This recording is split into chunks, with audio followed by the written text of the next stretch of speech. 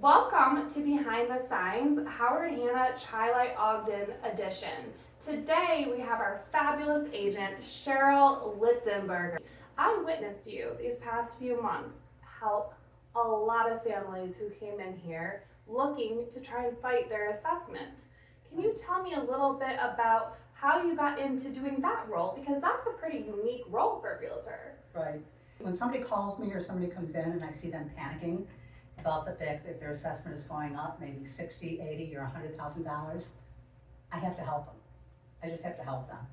So I'll determine the comps and figure out what their house is worth and prepare a formal document that they can take and turn into the assessor. Sometimes it works, sometimes it doesn't, but at least they know we've tried. I did happen to call one of my clients just to find out, and they told me that their assessment had, for July 1st, was supposed to be $320,000, and they got it down to, so in this case it worked. It's a lot of work with those reports. It absolutely is. It does take a lot of time, but I want to do my best for them so that they can have a fighting chance to get their assessment lowered. That makes you a standout realtor. That is going above and beyond. So Thank you. I recently saw that you had a sale come through, and in that sale, Cheryl, you negotiated seller concessions. I did. And I'm sure most people know this market is a seller's market. Mhm. Multiple offers. It's almost unheard of to get seller concessions accepted. Mhm. So can you tell me a little bit about how you work that in for your clients? Sure. In this situation, the individual was living in a rented house. He was a tenant, and the person that owned the house had decided that he wanted to get back into his own house as quickly as possible. So he had a very good job, so he could offer, a sufficient amount of money to get a house, but he didn't have cash for closing costs. So when he was pre-approved, we found out that he needed $9,000 in closing costs. So what we did, we tried to get some houses. Our offers were declined. So I went back to the finance officer for the bank he chose, and I asked them if he could please see if they could pre-approve him for $9,000 more. So instead of $300,000, could they approve him for $309,000? They did. When we submitted the offer, I let the realtor know that we were really offering $300,000, but in order to entice the seller a little bit, our offer was $309,000, so they could give that extra $9,000 back to the buyers and still have $3,000 for their own. And how happy were they? Oh, they were thrilled. They were thrilled. They had decided that they weren't going to be able to get a house at all. Oh, wow. And so I can't tell you, they were over the moon.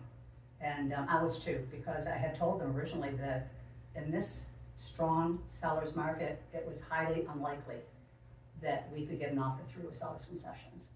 But it worked. So my moral of the story is try it. It might work for you. Try it and get a realtor that's going to think outside of the box, be creative, and really fight for your clients' needs. Mm-hmm. Right. Yeah, I think you have to do that. absolutely. After all, it's all about them. It seems like the reputation that you've built for yourself and your brand here is really that you fight for your clients and you truly care for your clients no matter what.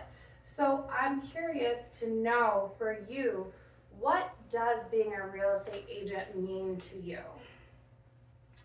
Well, actually, it's my dream job. When I retired, I finally had time to become a realtor. And I became a realtor 4 months after I retired. And I was one of these kids that when I was young, maybe 5th or 6th grade, go into a store and I would get a magazine. When other people were getting the teen magazines, I would get the house layouts, blueprints, and I would look at those and I would imagine myself going through the houses. So bottom line is, it's something that I always wanted to do, and finally I was able to do it. But it's really satisfying to list a house and have the seller get what they want in terms of monetary value, and maybe a little bit more than they thought they would. And for a buyer, and like in the situation I just mentioned, my folks really had to get out of the house, but some people are first-time buyers or the people that have to downsize, and it's really satisfying to walk them through the process and have them understand where they are in the process and what they need to do next so they're not blindsided by anything. I've always attended my buyers' closings, because I think that's really important. And they appreciate it, and just seeing their face when they're signing their contract is worth everything. I love the story of going to the Yeah. HGTV or the House magazine. Yeah. That's amazing. Strange, but I did. But it's clear that you love your job I do. because I see it reflected in every single interaction you have with your clients. Well, thank you for taking the time and answering these questions. Oh, you're welcome, Charlene. It's my pleasure. And after this video ends, there's going to be a slide and it's going to have all of Cheryl's information. So if you are looking, or if you know somebody looking that might be buying or selling now in the near future, please check that out. You can call, text, or email Cheryl for a free consultation. I'll be glad to help. Till next time.